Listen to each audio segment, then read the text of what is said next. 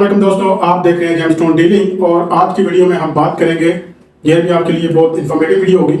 इस वीडियो में हम बात करेंगे आपको कौन कौन से डॉक्यूमेंट चाहिए होते हैं अगर आप पाकिस्तान से एक्सपोर्ट करना चाहते हैं जेमस्टोन। जैसे आपको पता है कि किसी भी चीज़ को एक्सपोर्ट करने के लिए काफ़ी सारे डॉक्यूमेंट चाहिए होते हैं।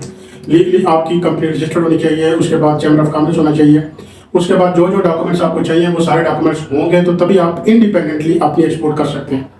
अब जेमस्टोन में आपके लिए दो तरीके हैं। एक तरीका तो ये है कि आप लीगली अपनी कंपनी रजिस्टर करें, उसकी जो इनकॉर्पोरेट सर्टिफिकेट होता है वो आपको लेना पड़ेगा, उसकी कॉपी होती है। एक्चुअली ये सामने सारी कॉपीज चलती हैं, रियल डॉक्यूमेंट्स समटाइम अगर आपने किसी अथॉरिटी को दिखाने हैं तो वो आप प्रेजेंट करते हैं, अदरवाइज वो देने नहीं होते, सिर्फ कॉपीज चलती हैं। जैसे चैम्बर ऑफ कॉमर्स का सर्टिफिकेट चाहिए होता है और उसके बाद जो हमारी एफसी है, जो जेमस्टोन एसोसिएशन की जो एक ऑर्गेनाइजेशन है, इसके जो सर्टिफिकेट होता है वो भी आपको मिलता है, वो सर्टिफिकेट उसकी कॉपी देनी पड़ती है। उसके बाद लेटर हेड के ऊपर आपका जो है वो इनवॉइस होना चाहिए कि ये चीज़ आप एक्सपोर्ट करना चाह रहे हैं और उसकी जो वैल्यू है वो आप सारी पूरी डिटेल लिखते हैं। जैसे आम चीज़ों की इनवॉइस होती है वो आपने इनवॉइस बनानी है। उसके बाद ओरिजिन ऑफ सर्टिफिकेट, ये भी एसोसिएशन जेमस्टोन की जो है वही प्रोवाइड करती है। उसके बाद अथेंटिसिटी सर्टिफिकेट होता है जेमस्टोन्स का कि वो वाकई रियल है या फेक है, वो होगा, उसका भी वो भी आपको जेमस्टोन एसोसिएशन ही प्रोवाइड करेगी। इसकी बकायदा फीसेज होती हैं, फीसेज वो चार्ज करते हैं, वो सारे डॉक्यूमेंट्स आपको बना के दे देते हैं। फिर आपके जो कंपनी के डॉक्यूमेंट्स होते हैं प्लस वो एड अप करते हैं और पूरी एक फाइल तैयार करते हैं। इसके बाद जो आपने एक्सपोर्ट करना है तो डेफिनेटली जहाँ पे एक्सपोर्ट कर रहे हैं उसका ई फॉर्म भी चाहिए होता है। ई फॉर्म से मुराद ये होता है export form, E for export.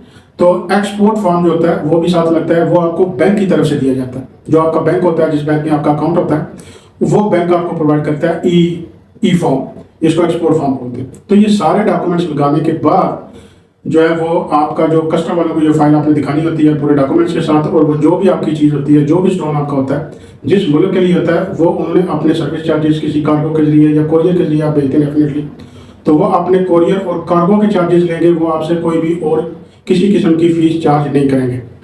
और अब अगला सवाल आता है कि लोग ये भी पूछते हैं कि इसके ऊपर कोई कस्टम ड्यूटी है तो वो पे करनी पड़ती है या नहीं करनी पड़ती है। क्योंकि गवर्नमेंट ऑफ पाकिस्तान इस चीज़ को प्रमोट करना चाहती है और काफ़ी अरसे से इसके ऊपर मुख्तलिफ किस्म की फेवर्स अपने एक्सपोर्टर्स को, इम्पोर्टर्स को, खास तौर पर एक्सपोर्टर्स को देते हैं क्योंकि वो ज़्यादा से ज़्यादा एक्सपोर्ट करें।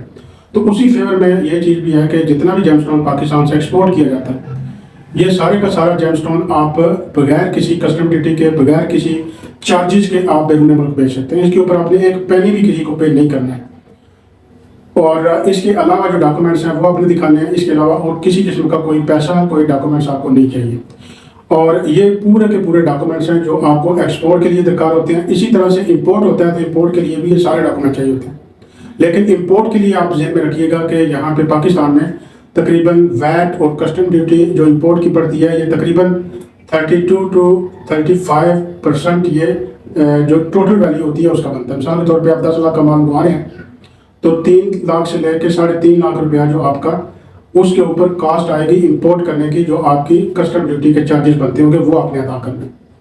तो इंपोर्ट के ऊपर आपको चार्जेस पे करने पड़ते हैं। एक्सपोर्ट जो कि पाकिस्तान प्रमोट करना चाह रहा है जेमस्टोन की, इसके ऊपर किसी किस्म का कोई चार्जेस नहीं है।